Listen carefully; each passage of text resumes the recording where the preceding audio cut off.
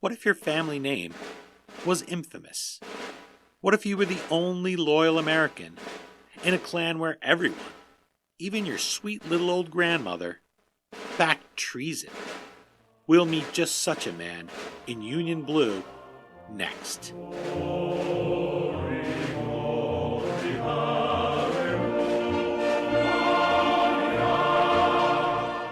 Hello, history lovers, and welcome.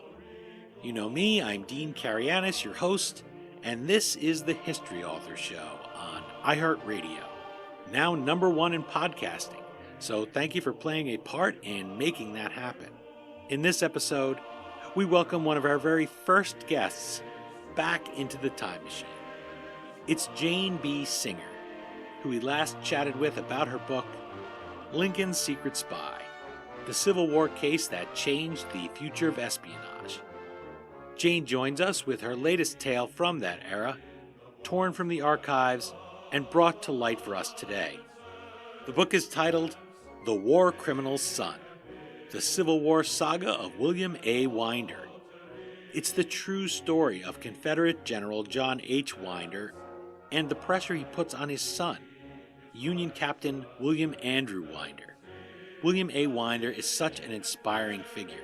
He doesn't let the weight of not just his father's legacy, but his grandfather's legacy at the infamous War of 1812 Battle of Bladensburg crush his spirit. His father, General John H. Winder, is referred to as the dictator of the capital of the Confederacy, and his camp has a name that's still dreaded today, Andersonville. Jane Singer is a Civil War scholar who, in addition to co-authoring Lincoln's Secret Spy, is also the author of The Confederate Dirty War, the basis of the History Channel special, Civil War Terror. You can find her at Jane B. Singer and the digit 1 on Twitter, and you can find our previous interview in our archives at iHeartRadio, on historyauthor.com, or wherever you're listening now. Okay, now that we've heard the grim news of the firing on Fort Sumter, let's answer the call to arms with Jane B. Singer and meet the war criminal's son.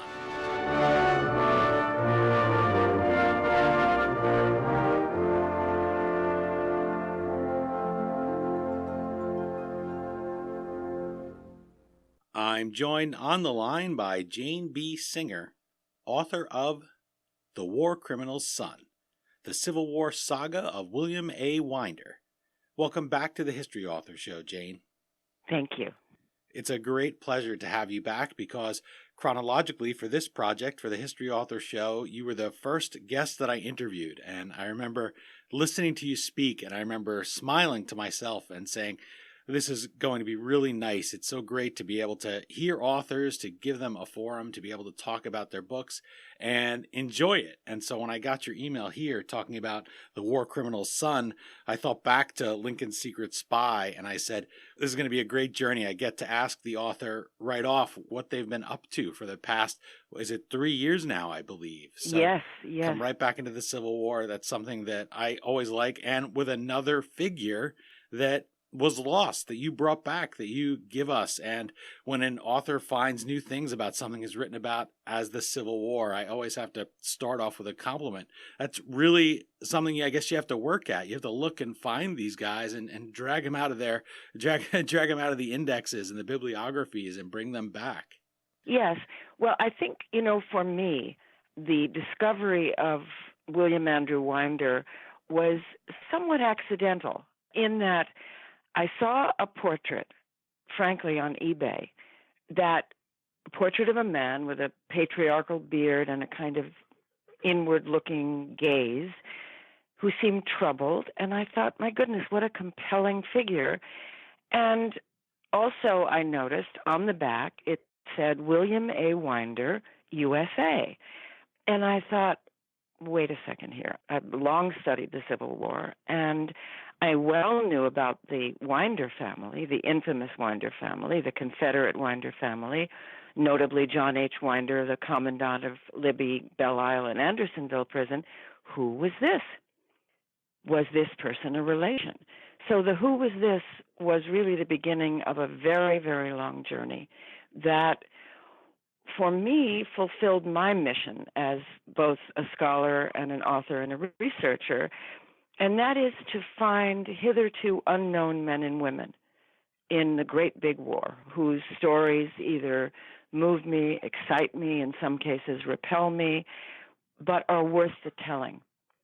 So my coming upon this portrait was both serendipitous and, I think, a wonderful event. You talk about coming across his name and saying, oh, wait, is he related to these infamous winders that I know about? And I thought so compelling right off the bat, because even here we are 150 years later, and people are still meeting him, so to speak, in the historical record and asking the same question that they would have asked at the time. For that reason, novelists try to give characters distinct names, even ones with different first letters, so you wouldn't have an Archie and Alan and an Adam in the same story, much less say two Smiths and you had to say, oh, no relation, they're not related. Or if they were related, it was even more confusing for the reader. And that's the thing that we get in The War Criminal's Son. Just the title already defines him by his father.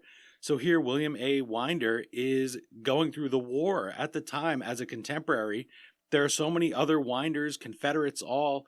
It's a thing where you can imagine every time he introduced himself, people would say, oh, Winder, I know you. You're one of the traitors, right? Are you related to that, so and so down at the Confederacy? Think how high the passions ran during the Civil War. People are literally shooting at each other. There's a war going on, and this fellow carries that name and that letter with him the whole time, his whole life, and he sticks. And I just think that's so compelling. That's an amazing thing. I think another person would have simply changed their name, and yet he holds on to it.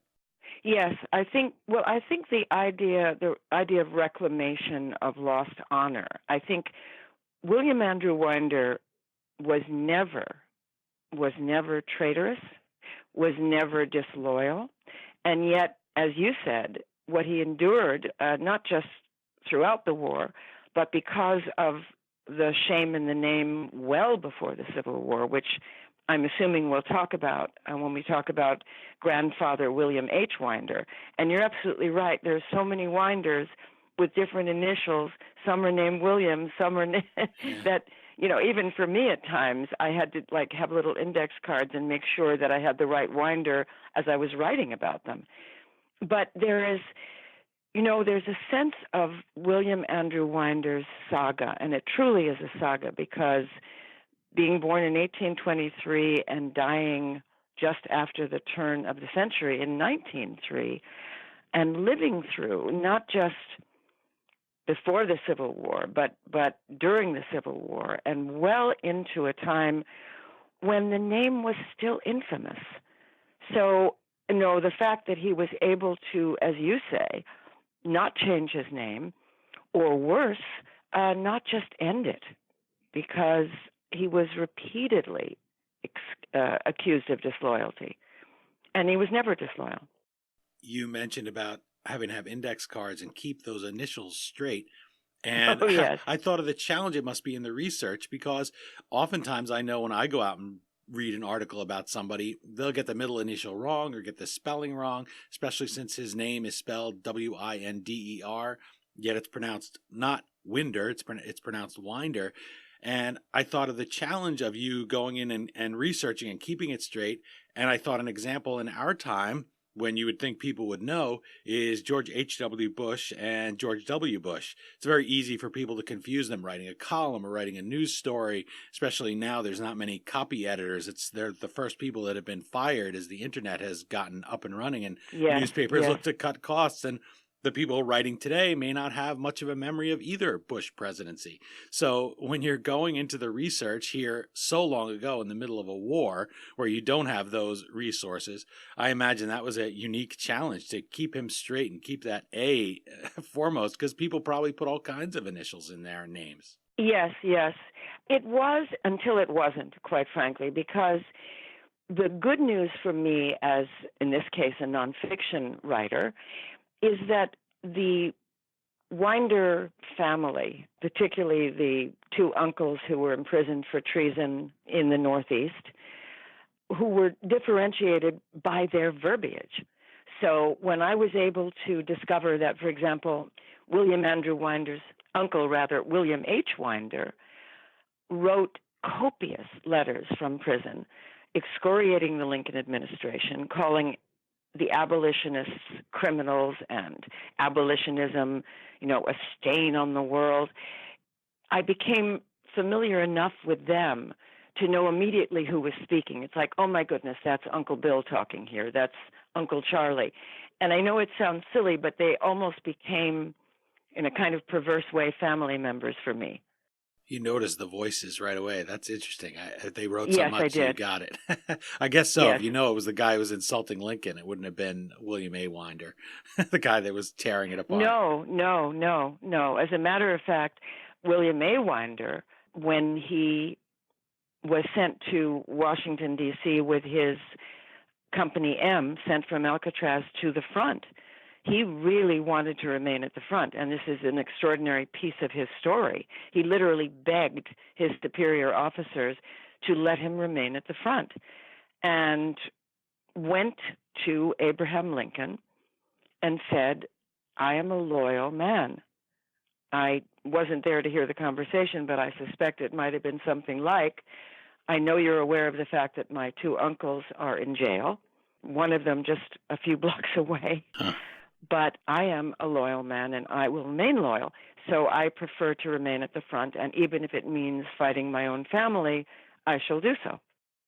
That's something you write about in The War Criminal's Son. You write, quote, although more than ready to fight the rebels, he will be forced to wage a very different kind of war. That's a moment that we talked about when we spoke of his name and his choosing to keep that name. But he has to pick a side, literally. He has to decide north or south. William A. Winder can choose a high rank, a place of honor in the South, a position of influence. His whole family's going to welcome him in there. Or he can choose this position where he has to literally go to Abraham Lincoln and convince him that he's loyal and to give him a job that he might want. And the Northern Army is never going to fully trust him, it seems, as if that's what he feels when he walks in there. He could, I guess, just go be a planter and sit this one out, but he chooses not to. So give listeners a taste of how he struggles with that choice as the war breaks out. I suspect it was not as much of a struggle as one might think, in that, according to William Andrew Winder, at the end of his life, he said something like, I'm probably paraphrasing him, I want to tell the world a story. There was never any question as to what side I was going to be on, even if it meant, and it did, sacrificing my blood relations. So I don't think he ever considered going south, even though when he was visited by John H. Winder's courier, posing as a Confederate courier who was in fact a Pinkerton agent, and gave William A. Winder a message from his father, essentially saying, if you can't come south, my son, desert or kill yourself. Ugh. This was the order from a father to a son. And of course, the son never stepped foot in the South. He never crossed the line, never intended to. The other important factor, I think, and it's not necessarily the primary motive for his remaining loyal to the Union, is that he was, first of all, a career Army soldier. He was stationed in New Hampshire at Fort Constitution, where he met the daughter of the then, or the soon-to-be governor of New Hampshire, Ichabod Goodwin, and he met Abby Goodwin, and they got married in 1850.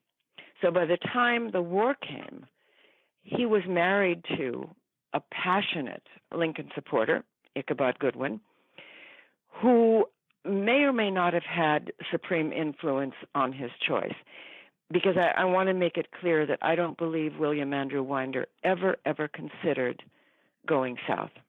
Amazing. There are factors here, but I don't want to make one factor supreme, so to speak. It's amazing that he never considered it. You would think that there might be a moment. And I think that's something that a book like The War Criminal's Son does for us that we need to hear, because we're naturally going to apply how we would feel in the situation. And I just did that myself. Well, you could go and become a planter. Maybe you could just sit this one out. But this is something that doesn't occur to him within this crucible of the war because he served all this time, because of his in-laws, because he believes in what he's doing. And so I think that just as you're speaking there, it makes me realize why a book like this is important to pick up and read. Well, I appreciate that. I think, too, that he was the kind of man who, let's say this, he was very much, to repeat myself, his own man.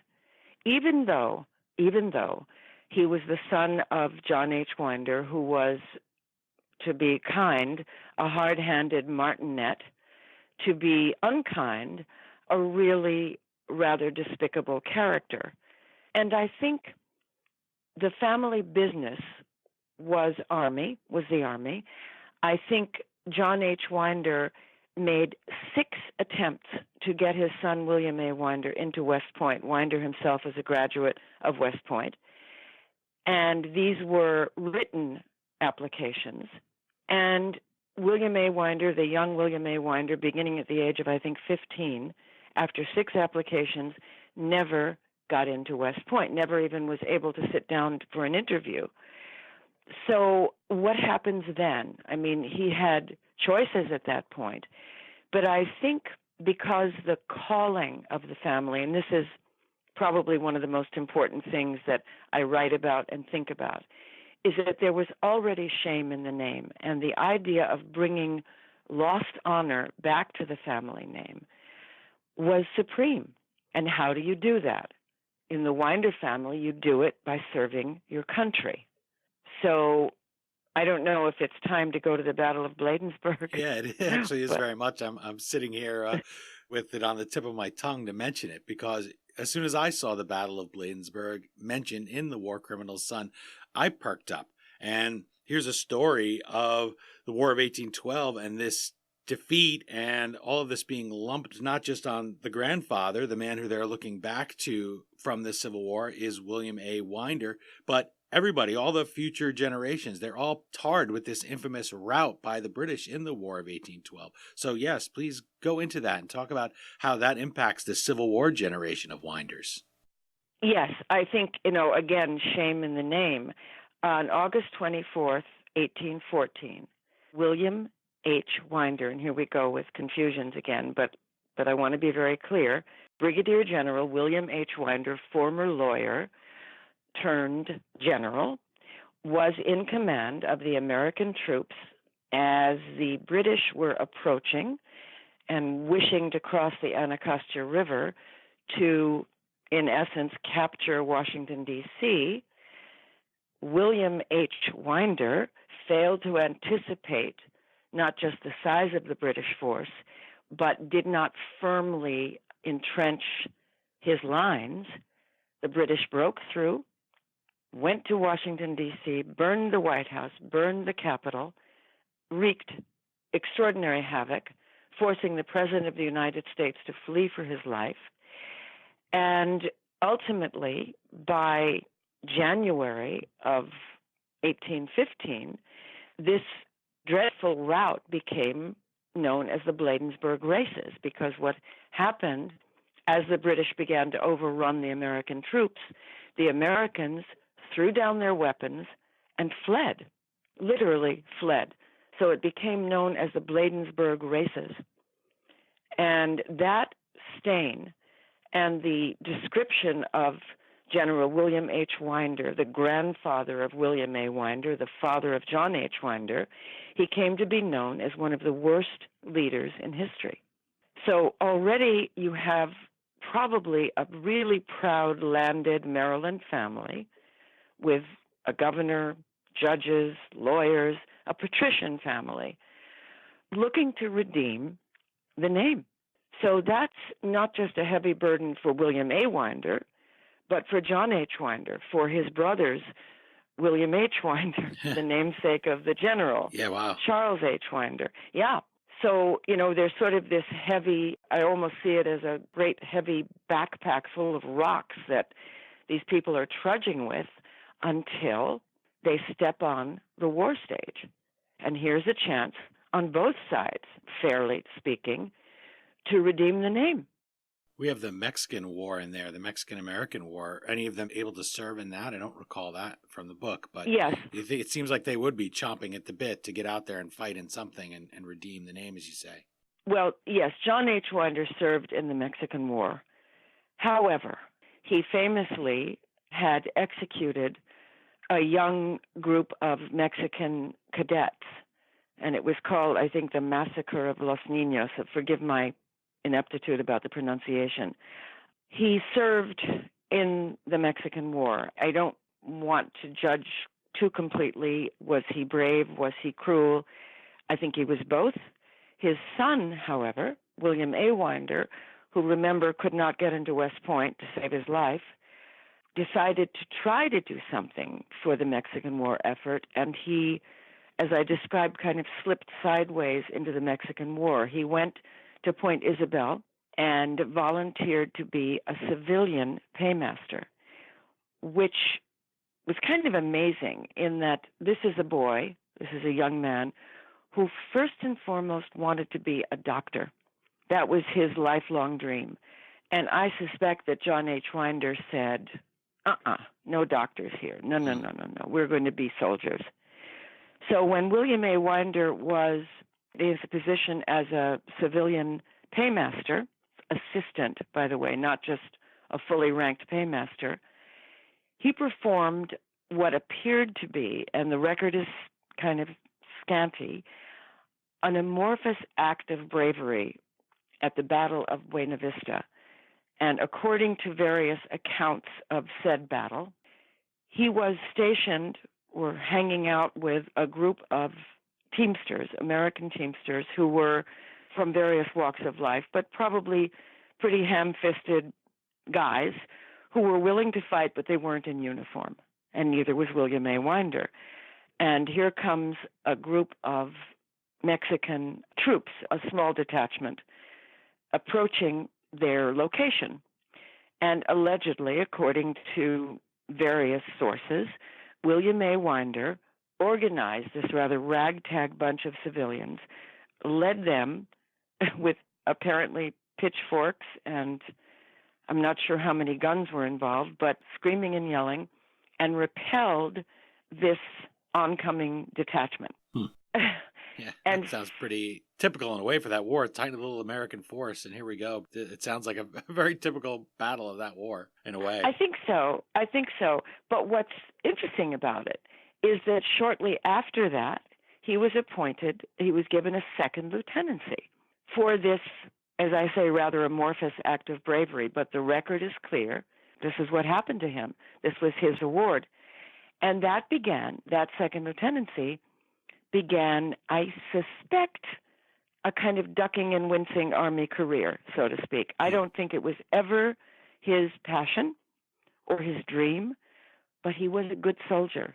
It was his duty. Yeah. He could never just walk his own path. I think that's something that we can all relate to. And as I said about the title, The War Criminal's Son, it tells you that here's somebody who's being defined.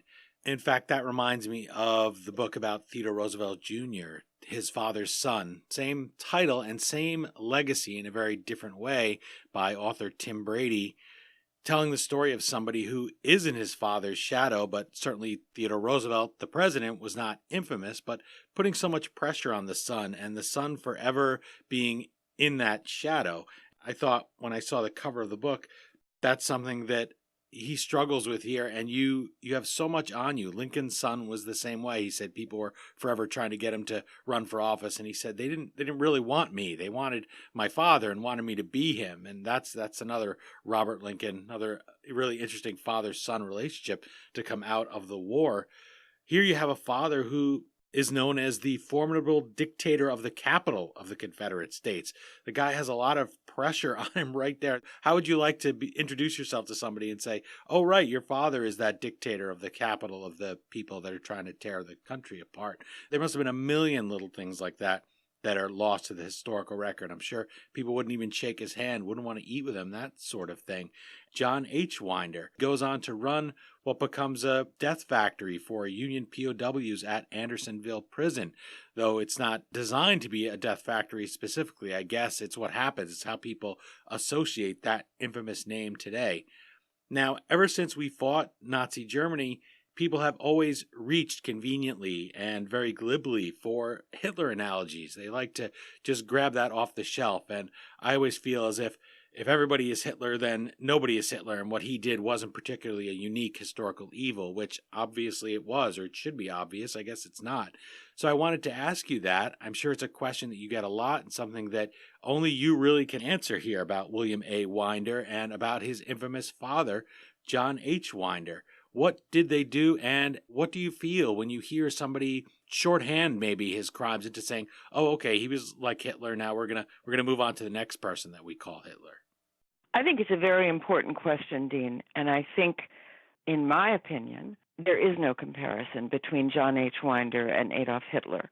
I think it's not just a reach, but it's kind of an arrogant reach, in my opinion. John Henry Winder, General John Winder of Andersonville infamy, was a functionary. He was not the leader of a nation, nor was Andersonville, the crimes of Andersonville, the crimes of Libby, the crimes of Belle Isle, genocidal in nature.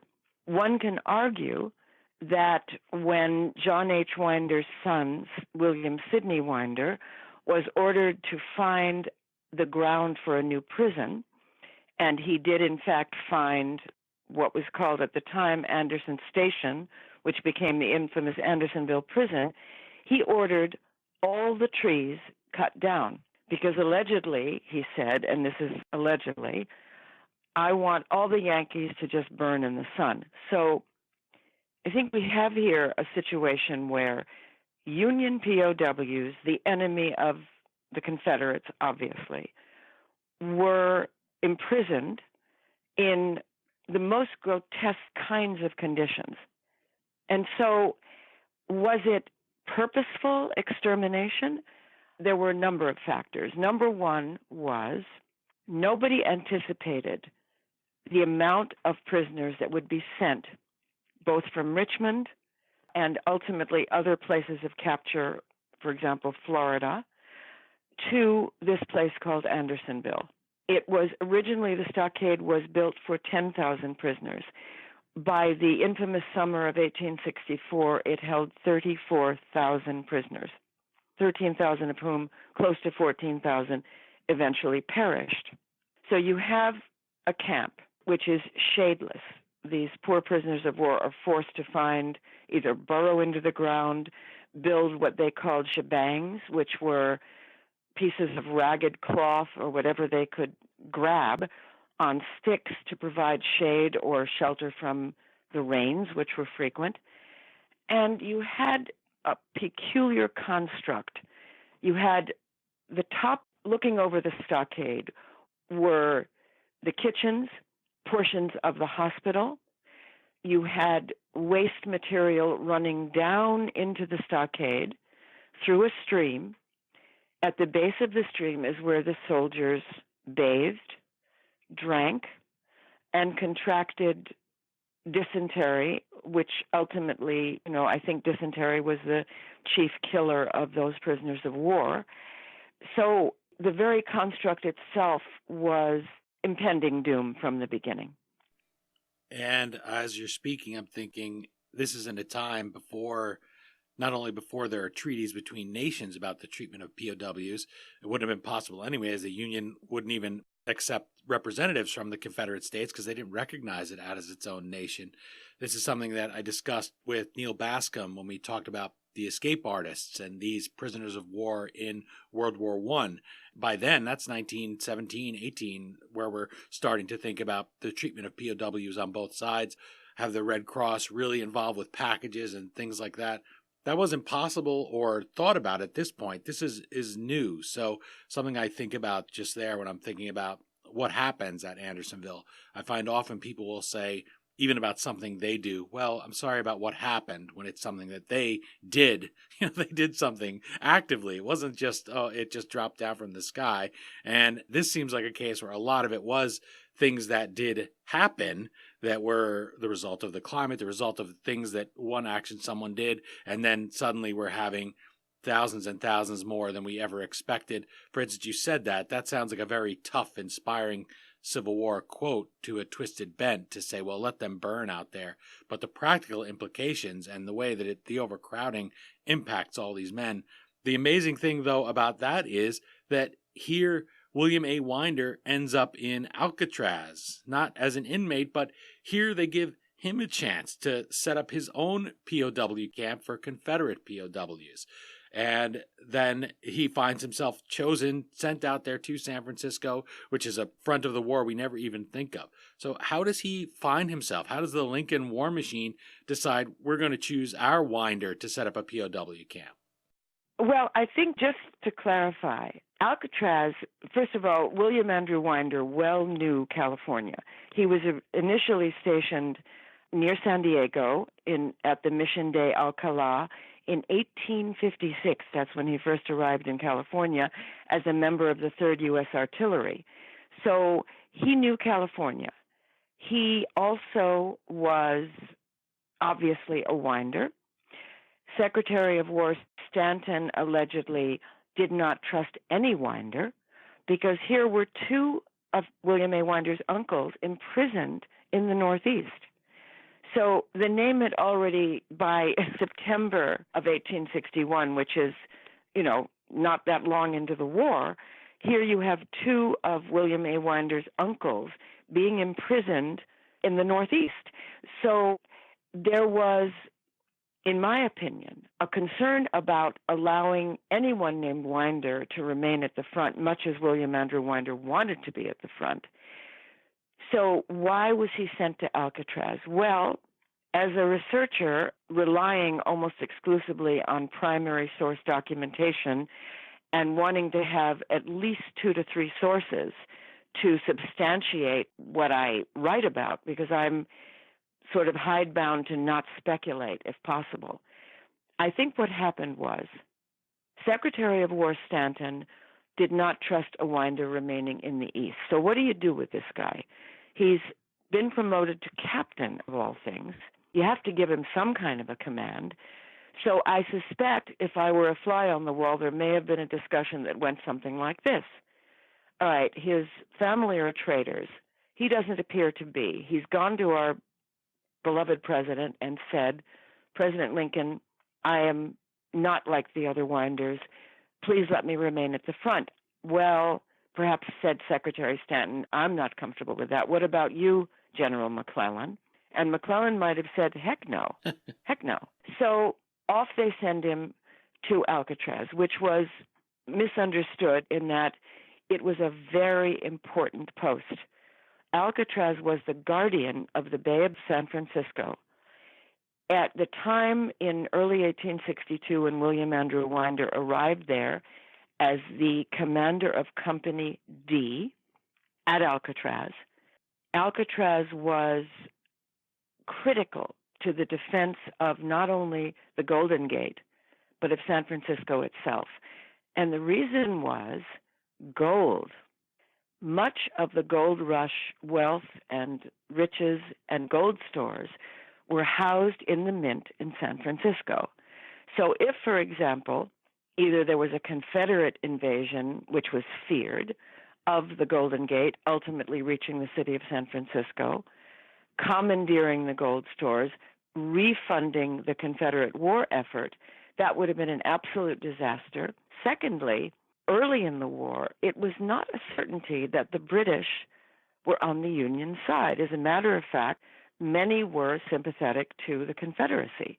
So a British invasion was feared as well. And the other interesting thing is California was essentially a divided state during the Civil War. Not surprisingly, Northern California, meaning the San Francisco area and well above, sided with the Union. There's the famous Union Square in San Francisco, which is a fabulously interesting place to see. because that's where rallies were held for the Union. Southern California, where many people came after the gold rush who were originally from the South, thought, okay, where am I going to go in California? Southern California, the South, a more languid way of life, perhaps more gentlemanly, rightly or wrongly. So there was division in this state, and Alcatraz was of critical importance. And the city needed to be protected against all of these threats that I think I picture them almost imagining up, which is part of the job. It's not paranoia. You are in the middle of a war. And there's a couple of incidents there. For instance, the British ship that comes in and the battery fires on him. They have to check him out for that. Another time he allows people to take photos and they think, well, is he having these taken? Is he revealing important secrets? There was just recently the case of a young seaman who allowed in his nuclear submarine, or he didn't allow as Winder did, but he took pictures just of the engine room to send to his mother. And he was tried for that because that was secret material. He shouldn't have been. You're not allowed to take that picture of it. Not the case here, but that's an interesting thing. Well, no, it just to interrupt briefly, it might well have been the case because William A. Winder, I feel for him. I'm not chuckling at him. I'm sort of laughing sympathetically or having a moment here because the entire time he was at Alcatraz, and yes, you're absolutely right, Confederate sympathizers, virulent secessionists were confined at Alcatraz, often in solitary confinement, but it was not a prisoner of war camp. It was much more tepid than that. However, the entire time he was there, pretty much every move he made was seen as potentially treasonous. For example, when you mention the British ship, the HMS Sutlej, this mysterious, huge vessel that came steaming into the bay, and Winder and his men were obviously curious as heck to know who this was. It was a windless early morning, and the flag, which would have displayed the colors of this ship, were not evident. There was no breeze. All they saw was this huge thing steaming toward not just Alcatraz, but in the direction of Benicia, which was the arsenal where all the weaponry was stored, or much of the weaponry was stored. So what does Winder do? He fires a warning shot over the bow, which was a big deal, of this ship, and the ship still doesn't stop. So what does he do again? He fires another shot. Finally, the colors of the British ship are spotted, and it is a British ship indeed, and they actually have the audacity to also have an American flag flying around on the ship. And the British Admiral, Admiral John Kingham, is furious, even though he orders a 21-gun salute, which is, the mark of civility, returned in the direction of Alcatraz. It nearly started a major international incident. Now think about it. This is a British ship. They're not invaders, but William Andrew Winder didn't know that, did he? Nor did his men. More importantly, in the bay, foolishly, there was only one, what they called a revenue cutter ship, which would be the equivalent of our Coast Guard. Only one, and they were coming to the aid of a Russian ship. The Russians were our allies then. Let's not forget that. Yeah. So there wasn't a coast patrol going on there. And this decision was in the hands of William A. Winder. So he had to defend his actions repeatedly. Secondly, or thirdly, he, out of pride of place, ordered photographs taken of the entire island of Alcatraz. Every cannon, every emplacement, every weapon. And it was authorized by one of the chief engineers, one Delafield, at Alcatraz. But unfortunately, when this became public, and William A. Winder hired a firm called Bradley Rulofson to take these photographs, and we're going to charge the public money for the photographs. The War Department, i.e. Edwin Stanton, heard about it, and literally flew into a rage. I could almost feel the heat rising as I speak. And Stanton ordered the photos suppressed and confiscated. This was a big deal. William Andrew Winder, again, had to defend the reason he had these photos taken. So, it was sort of, if you think about being pelted by hail on a regular basis for 3 years, the hail being accusations, what people perceived as error, which wasn't error at all. William Andrew Winder had approval for these photos to be taken. But I think the minute Stanton heard that a Winder had ordered it, this was not a good thing. And yet, at no point, even though the newspapers the California newspapers said that William Andrew Winder was under a ban of suspicion. Now, that's serious stuff. I had to spend a lot of time figuring out what the heck it meant.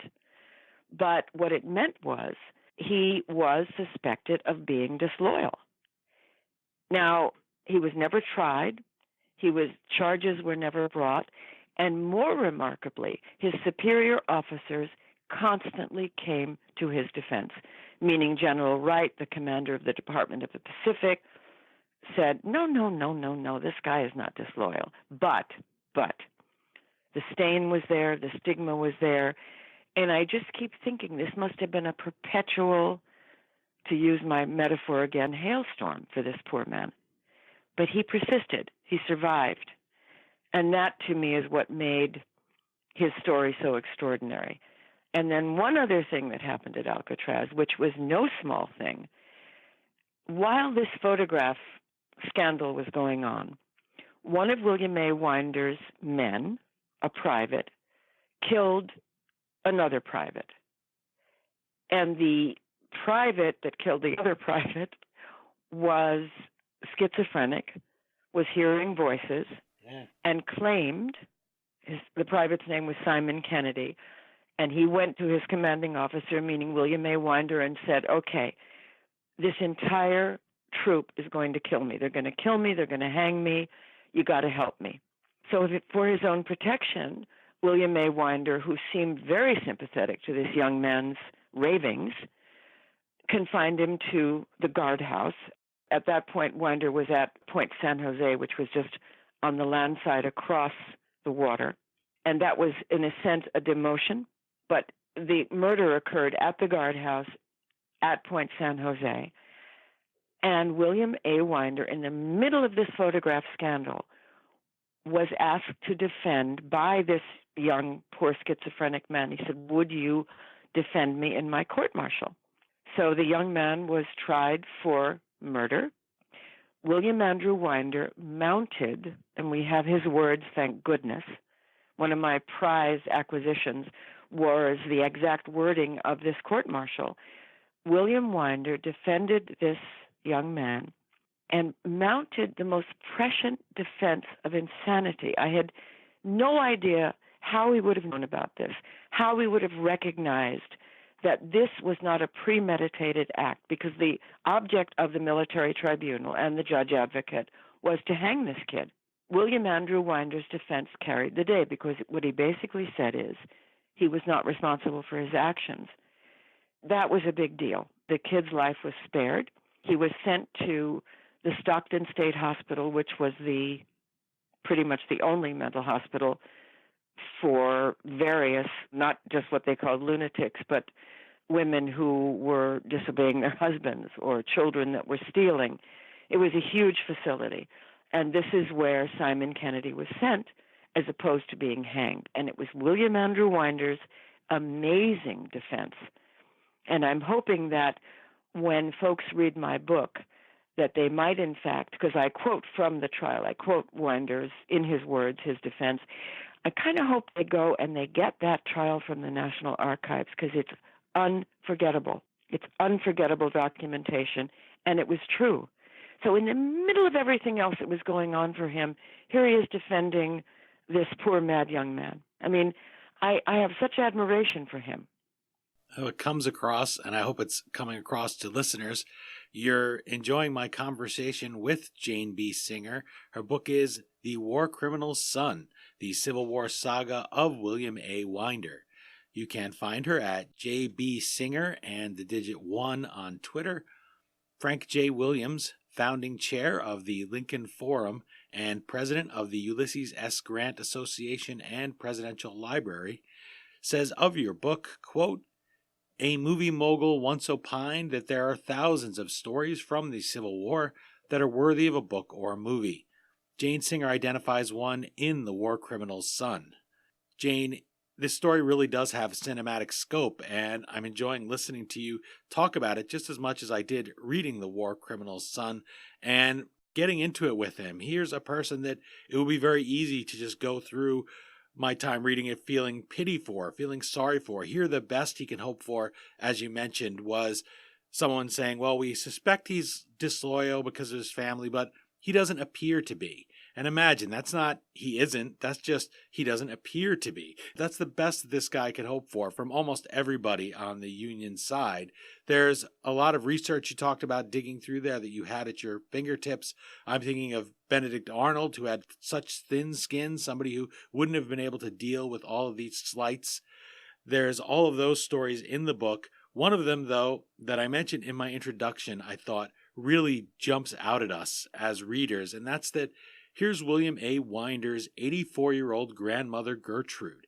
You figure your grandmother, you want that to be the ideal person. We all imagine somebody that's sitting there, that's baking us cookies, that loves us, never forgets our birthday. Who doesn't count on their granny if they're fortunate enough to have one living with them? And yet, even he cannot count on. Even she is on the other side of this Mason-Dixon line that runs through their family, with him lonely on one side. What is her fate in the war, and what impact does that have on her grandson? I think one of the things that was extremely both disturbing and impacted me, both as a researcher and as a writer, is that every single member of William A. Winder's blood kin were Confederates, all, not just sympathizers, but warriors. In the case of grandmother Gertrude, remember Gertrude is the widow of William H. Winder of the Bladensburg Races debacle. And talk about when the war broke out and grandmother Gertrude was living in Baltimore, was not only an avid secessionist, but a vocal secessionist.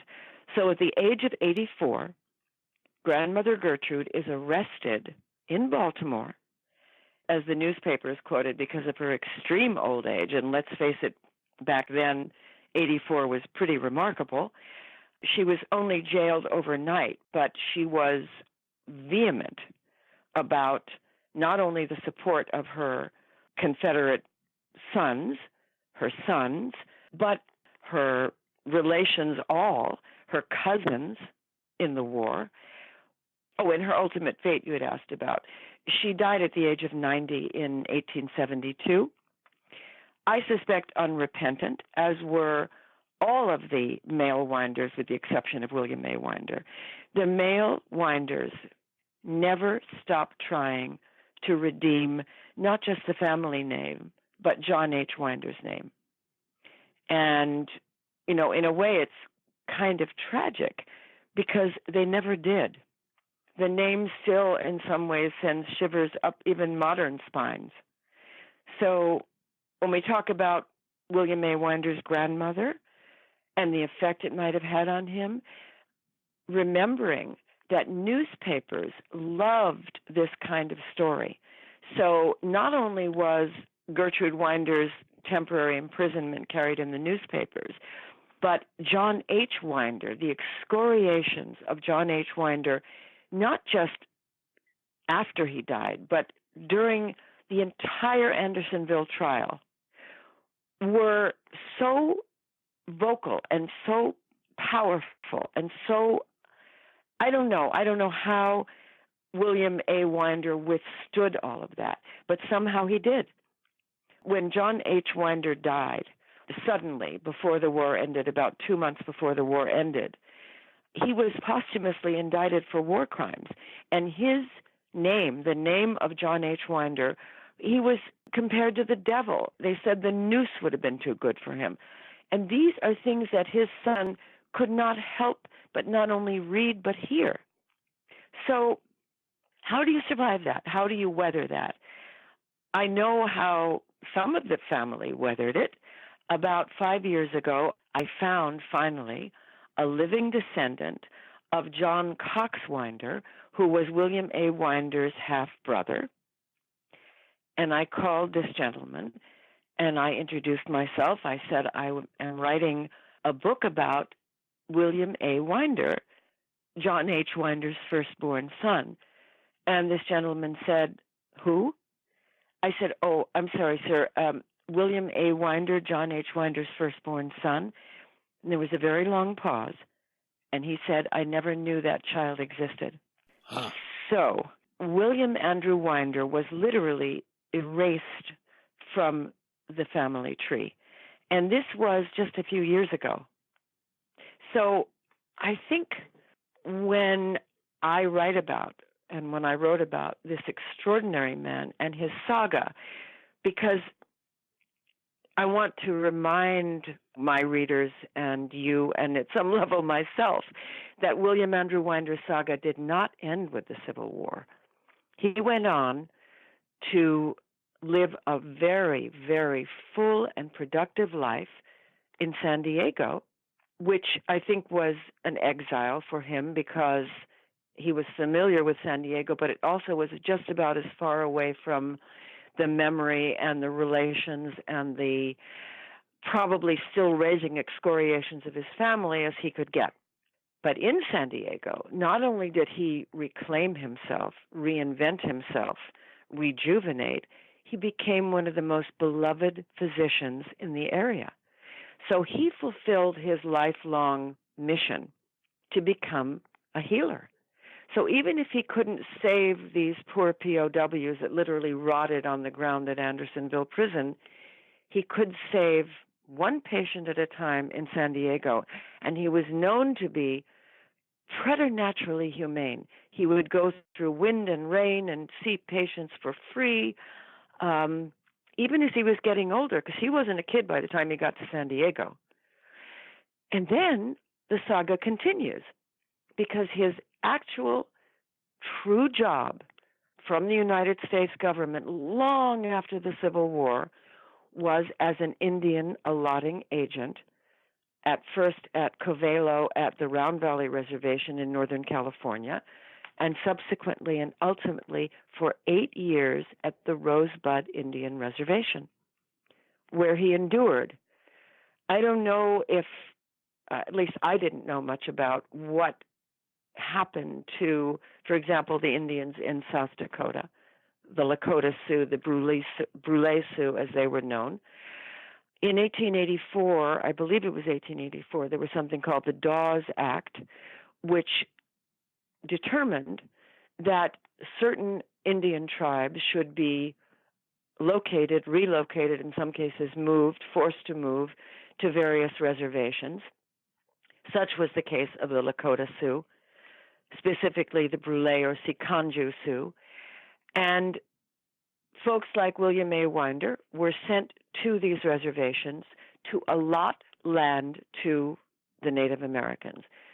Sounds nice at the surface, and the government believed it was the right thing to do at the time.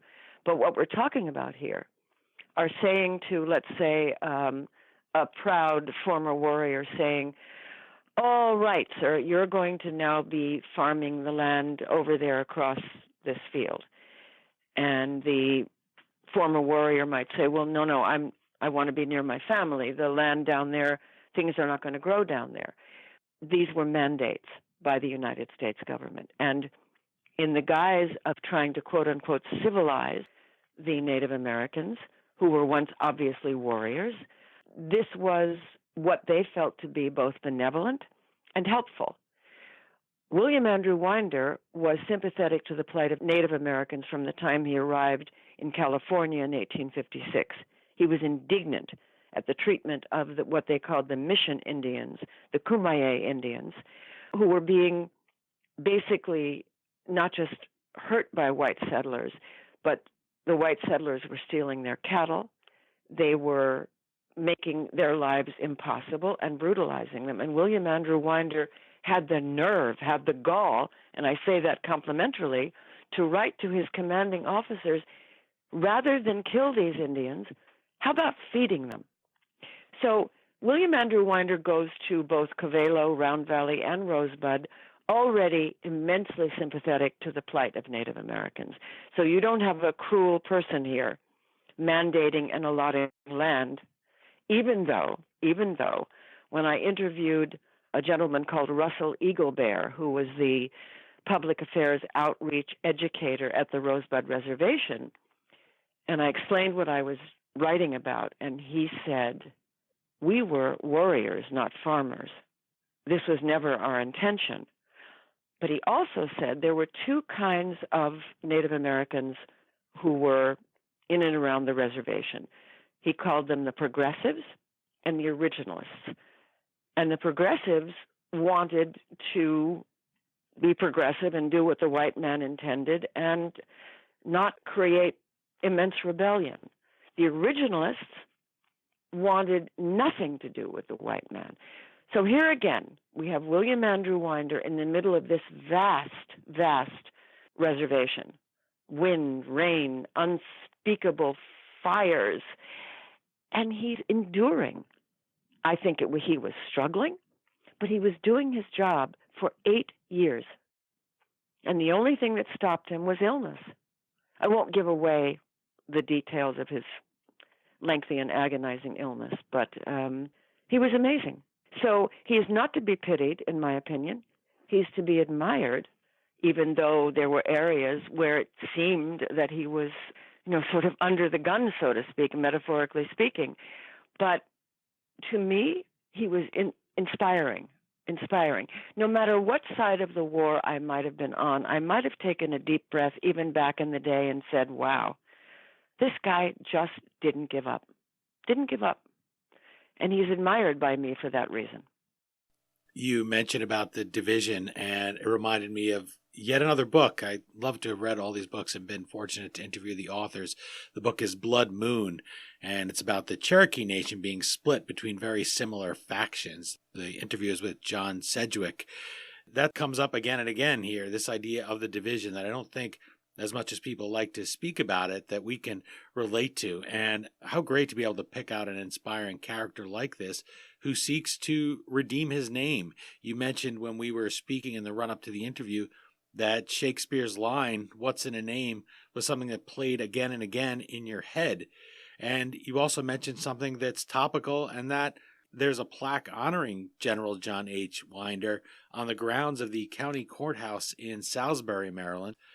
Now, if we're going to remember the man for anything, especially after reading The War Criminal's Son, it seems obvious that it would be about this cruelty, about being indicted as a war criminal. Although he didn't live to see trial, it seems very likely he would have been convicted. We have the evidence even today to make that case should we wish to try him posthumously. In a time when people are reevaluating historical markers and statues, especially from the Civil War period, tell us briefly how you feel about that plaque being there, and if maybe, as is always my thought, I'd like to get in a second plaque, maybe use some of these opportunities to teach more history, not to remove what's there and erase somebody like this. I would like to see a second plaque, perhaps, but tell me what you think.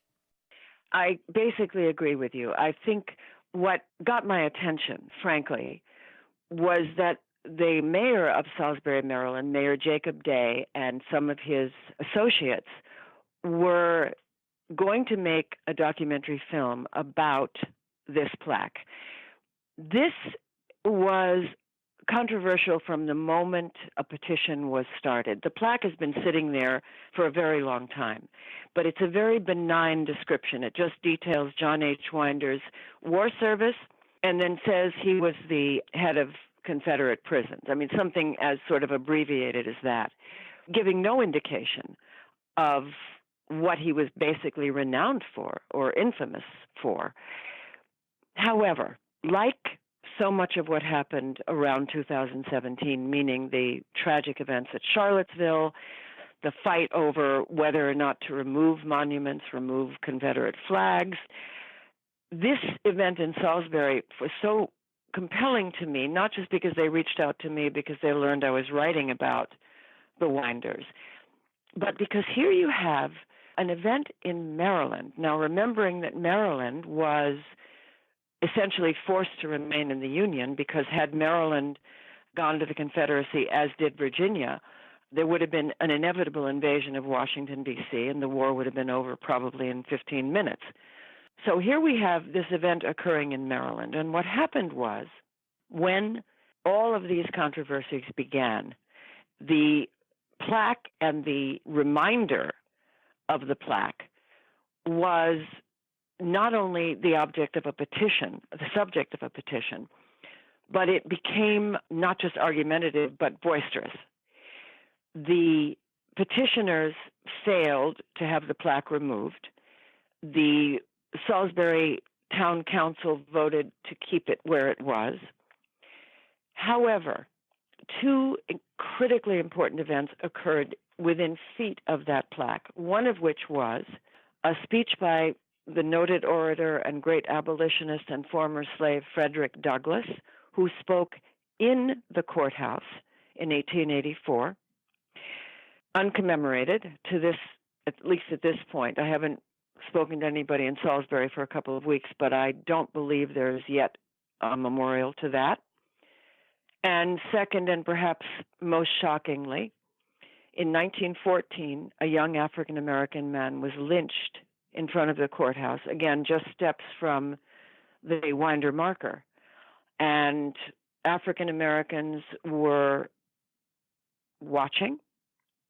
A white mob dragged this man out of the jail and lynched him to great hoots and, I'm sure, screams of joy and whatnot. So these are two or three things, actually, we have going on here. We have the Winder plaque, and we have this sort of almost haunting of the lynching in the Jim Crow era. And then you have Frederick Douglass, who is speaking in the courthouse. And my hope is that not only is there an adjunctive plaque to the John Winder plaque listing, and, without excoriation perhaps, just being relatively objective, that John H. Winder was not only the head of Andersonville Prison, the commandant responsible for the crimes at Andersonville, but also of Richmond, the Confederate capital, Libby Prison, Belle Isle Prison. These are just facts. And sometimes kind of naked facts give us chills more than actually trying to opine about said facts. So, yes, and should the Frederick Douglass speech be commemorated? In my opinion, absolutely. I hope it's going to happen. There's a group of people now who are attempting to get that done. And should certainly the site of the lynching, there should be some sort of evidentiary notice there. I mean, don't you think? Yeah, I mean, I'm thinking as I'm talking about it that this is possible to get done. I was fortunate to be asked by the Garfield Museum, the library, President Garfield in Mentor, Ohio, to participate with Candace Millard, Louis Picone, and others to commemorate this spot where President Garfield was shot, because there was no marking. Really? This seems incredible, right? A U.S. president gunned down in the nation's capital. It's not as if there was nothing no. to mark it? No. Oh, what an interesting opportunity for you, though, Dean. Yeah, and now there are some waysides there. We worked on it. We had a bunch of conference calls. We worked with the National Park Service and got that done. You can get it done, and I think it's always good to have more plaques, more things people can stop and look at. And that Frederick Douglass speech, it sounds as if, okay, the person spoke there that was famous, maybe, is how it sounds to people.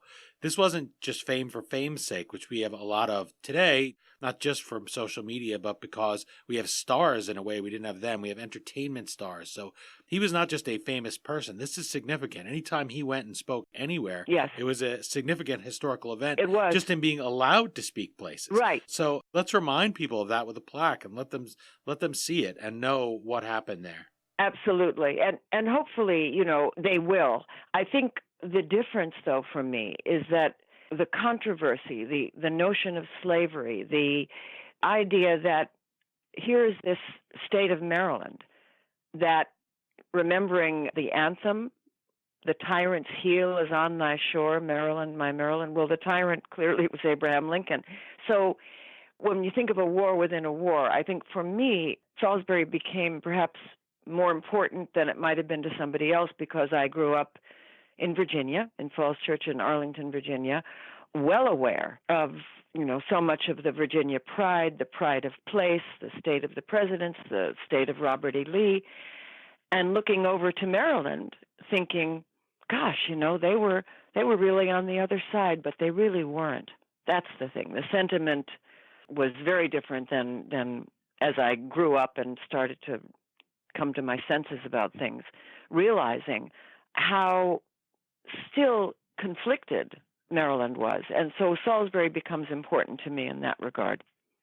That is a song that Robert E. Lee has his army play when they invade Maryland on their way to Gettysburg. And that famous encounter is Maryland, my Maryland, hoping to drag them over. So there are so many things like that we could speak about. As you could tell, we're both passionate about your book. Yes. We both really, really enjoyed The War Criminal's Son. That email that you sent me, I was so happy to get it, knowing I would meet another person that had been plucked out of history. I couldn't have anticipated that it would have been William A. Winder and this story of his being torn, of what's in a name, of being a kind-hearted man, a man who follows his own dreams when his own father tells him either fight for my side or take your own life.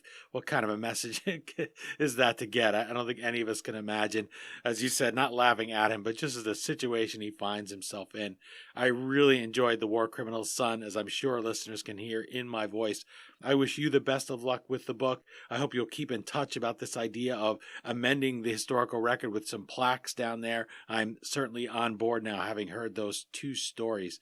I hope readers will pick up the book. I hope that they will help to redeem certainly the name of William A. Winder, that we might remember him as a good figure in history and see what one person can do, and that your family, your name, we can answer that question a little bit for William A. Winder. There's nothing in his name that's dishonor. He stands alone, and that's a wonderful story to read. Thank you. Thank you, Dean.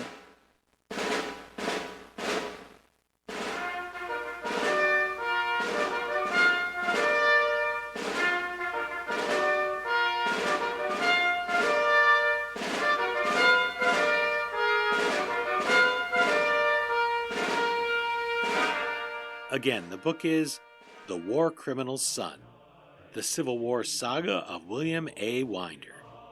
As always, you could find the Amazon link to purchase your copy at historyauthor.com. By buying the book through historyauthor.com, you help us keep the flux capacitor on our time machine humming like usual.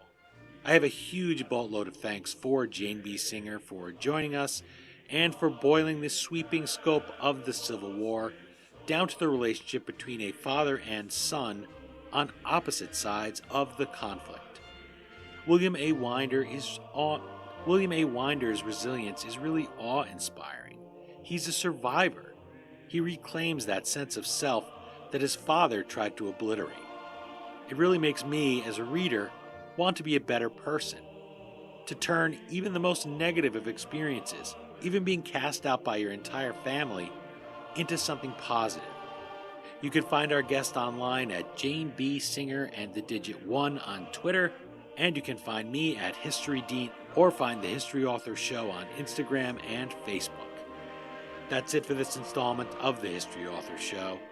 I hope you'll join us for our next all-new interview right here on iHeartRadio.